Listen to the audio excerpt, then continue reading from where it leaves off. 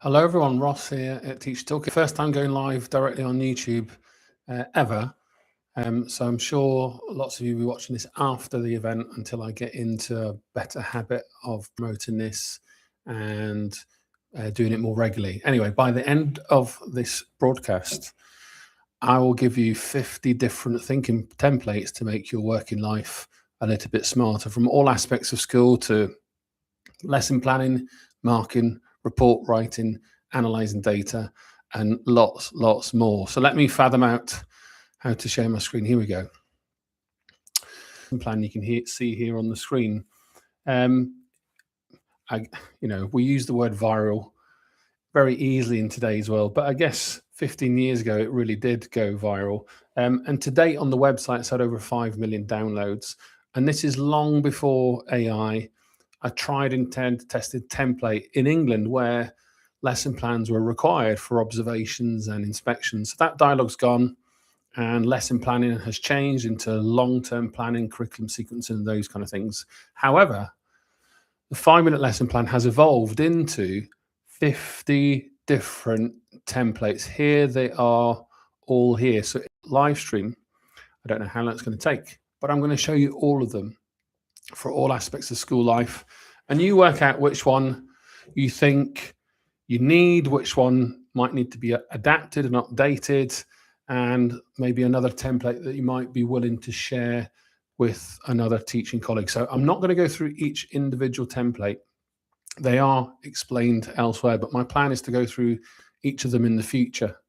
But I'm just going to show you what's here, give you a short synopsis of what the templates can be used for, how they might be updated given the time when I first published them, and take it from there. So if you're watching here on YouTube, you can become a top fan if you're watching live. Add a chat in the comment. My plan is to broadcast here directly more and more, so you can watch things easy, no tickets, no webinars, just sharing resources as much as I can. So the first one here you can see is the 5-minute lesson plan. So that's template number 1, first shared in 2007. Still relevant today. It's a thinking process, not a doing process. And I think you can do this quicker than AI. I've used lots of AI templates, and by the time I've filled in all the fields and waited 30 seconds, I can scribble this down in 5 minutes. Why? Because I have the experiences and the expertise as a teacher to know what I'm doing. So I've got curriculum plans, medium-term plans, but what am I doing tomorrow with my students, and why? There's your 5-minute script. Now, what I used to do for job interviews, this was perfect for high-stakes observations or inspections, or open evening events where parents are walking around, you wanted to plan something, or busy nature of life, teaching 25 lessons a week, and in between break, didn't have time to set up my classroom. I'd have this laminated as an A3 sheet on my table that I could write with a whiteboard pen every time, then rub it out each time. And I used that for years. So there's the first one. Let me go to the next one here. So assemblies. Now, not all of us lead an assembly, and it's quite a nerve-wracking experience. So what do you need to think about when you are in front of 30 children, 100 children, 1,000 pupils? Well, here is my tried and tested template when I used to, as a school leader, lead a whole assembly. So as a middle leader, in my experience, you get a bit part, you might say a sentence, you might have 2 minutes to say an announcement, but planning the entire event is a different thing. And after you've done it hundreds of times, it becomes easy. So here is my thinking methodology for leading a school assembly. You should find that useful the first time you have to do it. Next template, the interview plan.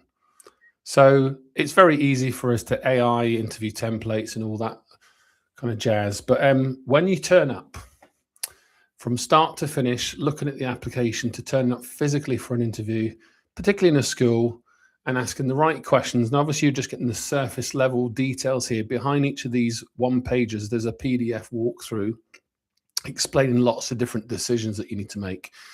So that's there to guide you. But the idea behind the template is, here's something you can scribble on a piece of paper, A4 piece of paper, in 5 minutes to just think through what you need to do, plan A, plan B, those kind of things. So the next job interview you go for, not just in education, here it is here. And of course, adapt it.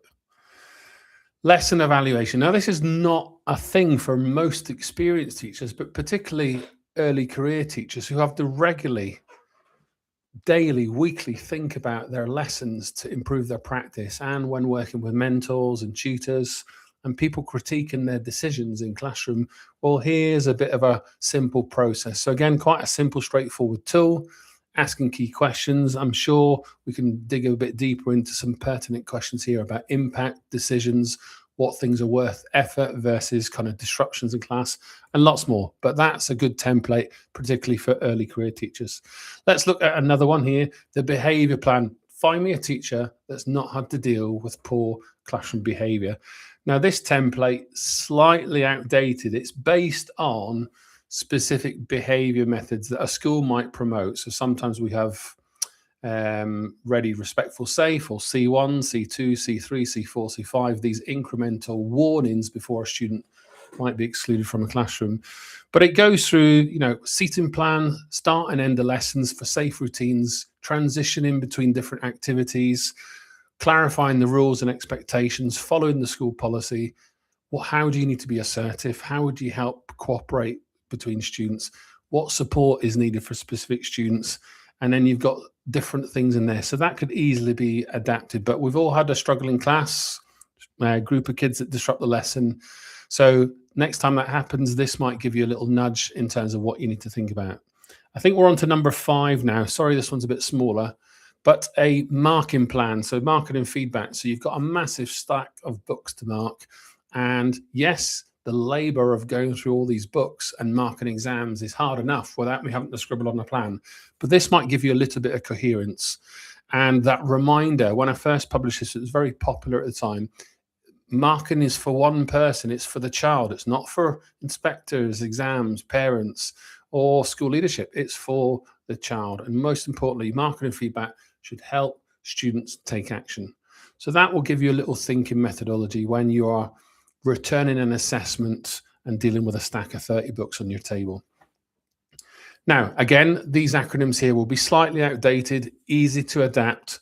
And I'm sure 1 or 2 people watching this might think, oh, we can create an AI version of this. I'm sure you can. This one's used for evaluating your own classroom results. So when you are a teacher, you might look at your students' performance, if that's relevant at a particular time when they complete a standard attainment test or a formal exam. And you might find yourself in your career in charge of other teachers in a team or department, and you have to analyze not only your own results, but theirs, and then report to leadership team, parents, make sure it's all accurate for exam boards and for MIS, Management Information System, collections and report writing and all those kind of things. So you need to know your stuff. You need to know the acronyms, the data. Can you trust the data? Can you trust the assessment, and so on and so forth? So again, here's just a 1-page summary of those headline messages. Acronyms are all explained behind the scenes, and free school meals, English as additional language, those kind of things are there, and allows you just to evaluate that analysis for the first time. Here's another one. Next time you lead a meeting, how do you sustain everyone's attention? How does everyone have a say? How do we make sure we're not waffling, going off track, etc., etc.? Well, think of all the meetings you've been in your life and how many of them are impactful versus wasting your time. Here's a little script if you are the person leading that meeting. Another one, governors. Now, I've been a governor probably 9 years now, primary and secondary school governor. Not yet stood up to be a chair of governors, but here would be how I'd engineer a purposeful governing board agenda, particularly when you might be working with governors who've got expertise in other areas, and a lot of time might be wasted on acronyms and things that people aren't necessarily knowledgeable in, and this allows you just to consider those different aspects. So I'm confident there'll be a template here for you somewhere, and I've got to get through 50. I'm only on number 10 here, so I need to speed up. Here's another template. So I guess another byproduct of the 5-minute reflection plan, reviewing work, looking at development points, personal targets. So think about this from more of a longer term reflection over a half term or a school term, rather than just an individual lesson reflection. This one here, our good friends Ofsted. So when you don't need to kind of summarize where you're at in the current landscape, here's just a kind of way at looking at your school improvement plan, your self-evaluation, and those kind of things. And I think there is another one about when you have to pick up the phone when an inspector rings. There we go. So that one's there, what to do. So having key things to hand. School leaders watching this, would the 5-minute inspector call plan be good for you to have on your desk the next time that phone rings when Ofsted decide to pop in? Teaching assistants, classroom support. Very rarely do teachers, especially secondary school teachers, you see 1 or 2 support staff, if you're lucky, coming through your classroom throughout the working week. Primary teachers, you might have a dedicated extra pair of hands. So do you have time to communicate? Do you have time to co-plan together? Yes, no, maybe, sometimes not at all. Well, here you go. Here's a kind of plan that you could share if you don't have time to catch up, or something you can work through together. Staff wellbeing. How do you reduce your workload? How do you look after yourself? It's more than having a cup of tea, good night's sleep. There's lots more systematic things that need to happen at a school level as well as an individual level. And I believe these things should be taught. They can't be left to chance. So you need your employer to have some support mechanism in place. But we also need, as individuals, to learn specific things about our body, our well-being, our workplace, and all those kind of things. So this one was quite a popular resource at the time. Again, this is a template, a good 10 years old. Whether we're all more savvy about our well-being in an AI ed tech world where we've got constant email notifications and our working hours are, as a human race, increasing, and our screen time, maybe it's time to revisit the 5-minute well-being plan. Tutor group, if you're lucky enough, like I was for many years in my teaching career, to have a formed tutor group, how do you make sure you're building routines, developing relationships, holding them to account, high standards, planners, uniform, to support the whole school network? Here you go. A place just to reflect on for the week ahead, perhaps, how to look after all your children in your tutor group. What about for students at the end of the lesson, get them to think about what they're not quite sure about? Well, here is the 5-minute I'm stuck, sir plan. Can you help me? So key questions to think about here. CPD. Now, probably the most enjoyable part of my entire leadership career was being in charge of professional learning, adult learning, staff CPD, and organizing that from a macro, micro, meso level, support staff included, sometimes the parental community and those kind of things. So here is a really important professional development plan that you can use for yourself, but this one's designed specifically for organizing whole school or college events. Okay, we're on to number 17. So we've got a bit to go now. I'm doing all right for time. The 5-minute AfL plan, assessment for learning. So think about your formative feedback questioning methods, hinge questions, feedback that helps students take action. Again, this is explained in an individual blog post, but here you've got a nice 5-minute assessment for learning plan to help you be a bit more punchy with your questioning and feedback methods. Here's a class profile one. So think about a new class that you've not met for the first time. You're gathering all their data from different sources, and you want to make sure that you've got a good understanding of who's in the room and what you need to do next, what interventions and things like that, behavior rewards, etc. This might give you a little overview of how to approach that. This one here is looking at gifted students. Now, the reason this one evolved, and I look at this with a slight degree of horror, was it was a contribution from another teacher, and you'll see straight in the middle here, learning styles, which I would, having been taught these myself as a teacher, would strongly advocate as a learning myth. So during this live stream, I will be editing this immediately. However, think about your gifted and talented students and those kind of outreach projects you might have for specific projects where you're pushing students into scholarships and things, then this kind of template might be helpful.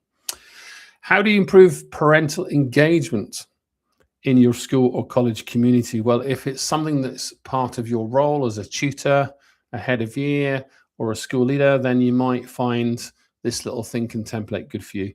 Here's another version of a data analysis, but this is just for a local test in a classroom where you're quizzing the students. We've got lots of retrieval bits of software and data and Google Forms that do this automatically.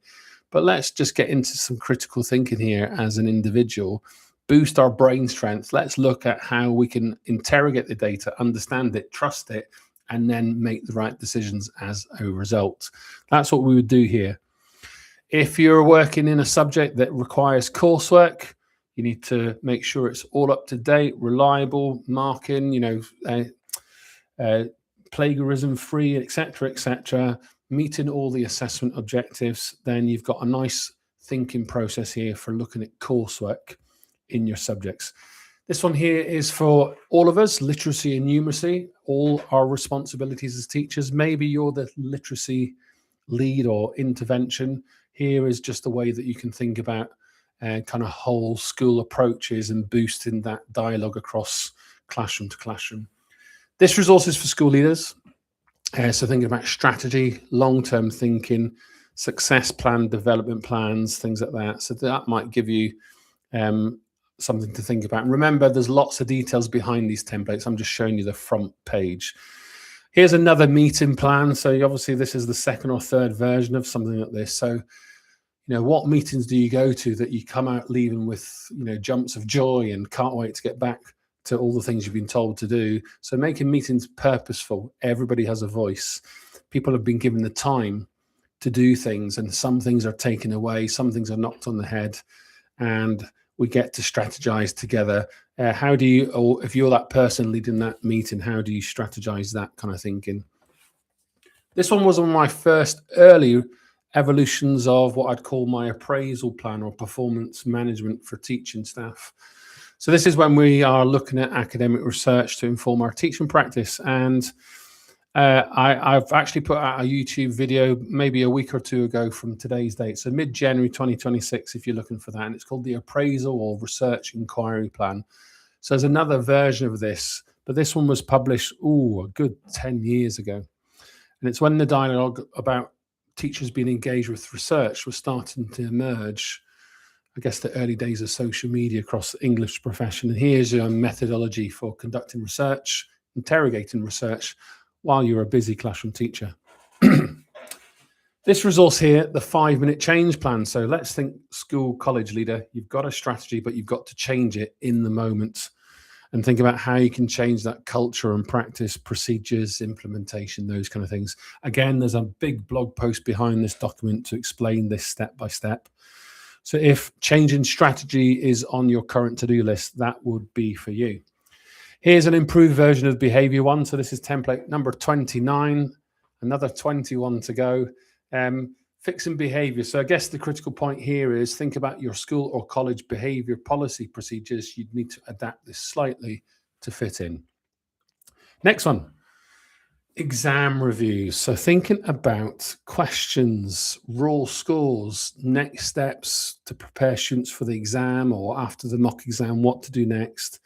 Acting on feedback. There's a kind of incarnation of a marking and feedback plan here, but based on a test or a formal exam, mock exam. Back to workload. So here, 3 key issues: what to abandon, what to do more of, what to do less of. Good little discussion item for school and college leaders around the table. Another one, here's an achievement plan. So looking at not attainment in this case, but specifically achievement, looking at key groups, where to focus your efforts, in-class support and interventions. You might find this useful too. Here's another idea for school leaders, keeping the main thing. So making sure you don't get lost in the woods and the trees and focusing on the key journey that your school is on and reminding everyone around you about the development plan, the routines, and how to maintain that going forward. Now, TeachMeet might not be a word familiar to some of you, but if you're thinking about a professional development event, dare I say it, after working hours, then there was a quiet revolution that happened in the teaching profession here in the UK around 2006, 2007. I guess they died off pre-COVID. There's other versions of these that still exist, but I used to organize my own in London, and I'd have about 500 people come to my school after work for love and for joy and to want to learn and to share. And they were brilliant. So in my life as a school professional CPD leader, I thought, well, let me put a template together to help people come up with their own versions. And then we started to see these things spread. There were kind of dedicated TeachMeet portals. But yeah, I look at this template probably out of all of them, 5-minute lesson plan 2, as probably one with lots of fond memories. Now, again, another resource here for school leaders. How do you make sure the staff briefings that you lead are purposeful? Everybody's listening to you. There's a bit of fun mixed in. There's a bit of seriousness. There's some key reminders. Sometimes there's some sad messages too. How do you go about this? And how do you make sure key messages are heard and acted upon? Well, here is my own 5-minute staff briefing plan. This one here is for looking at English as a second language. So thinking about, digging into grammar and literacy needs and things like that for those kind of students. So you might find this useful if you are working in an English additional language team, ESOL learners, those kind of things.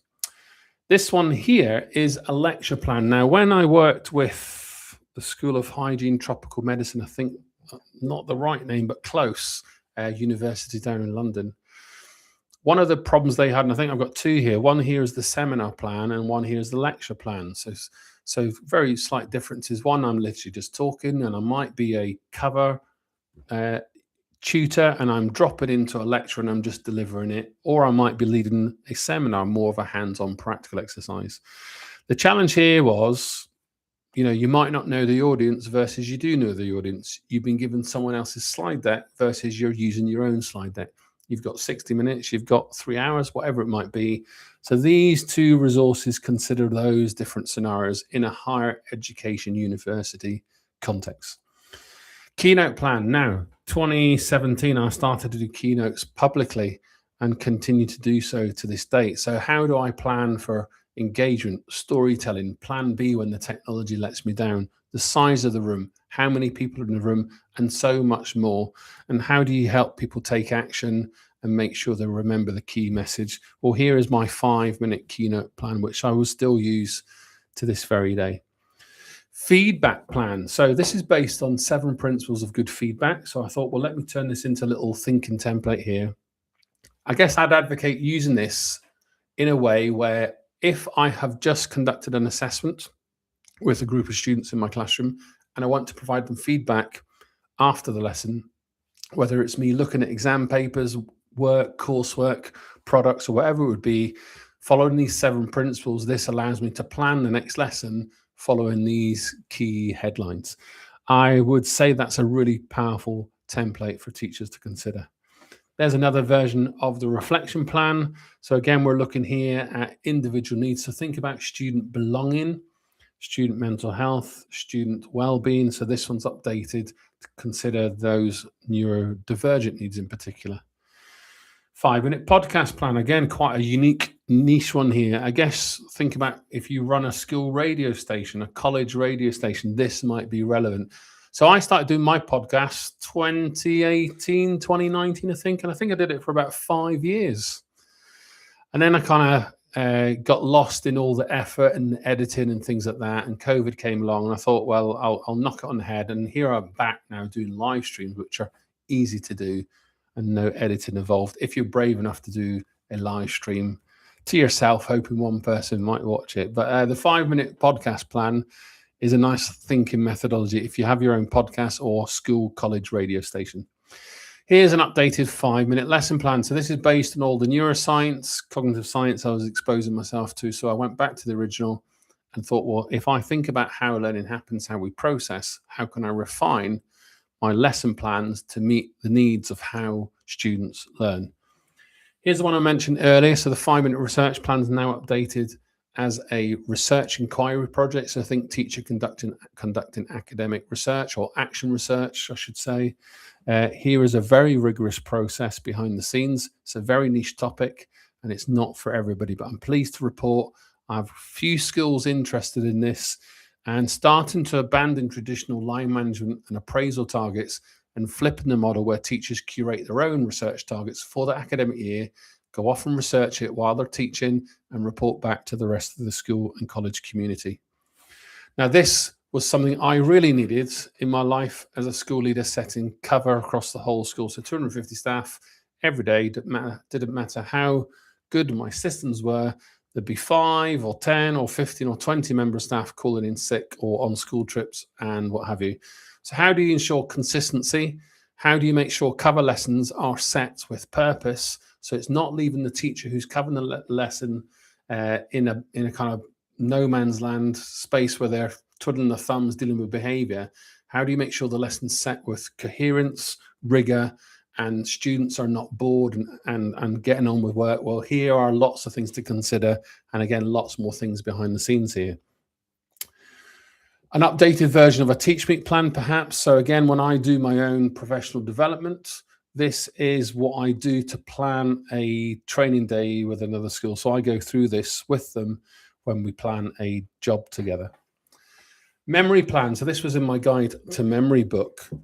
This is just looking at the key messages from cognitive science, putting it all in one place. Again, there's lots more detail behind the scenes, but considering how to make content stick, reducing stress, boosting retention. Here's a nice thinking methodology. So again, I might print this off in A3 paper, laminate it, stick it on my classroom desk, scribble it in with a whiteboard pen, rub it out at the end of the lesson. It gives me a quick 5-minute thinking script as I meet the next lesson.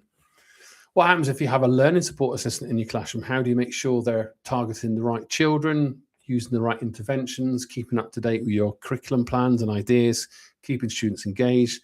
Here's an example there. Here's another version of the CPD plan, so thinking about events. So I'm talking here about not CPD in schools, but maybe a big event. So I actually started to devise this plan for the Bet Show here in London, which happens every January.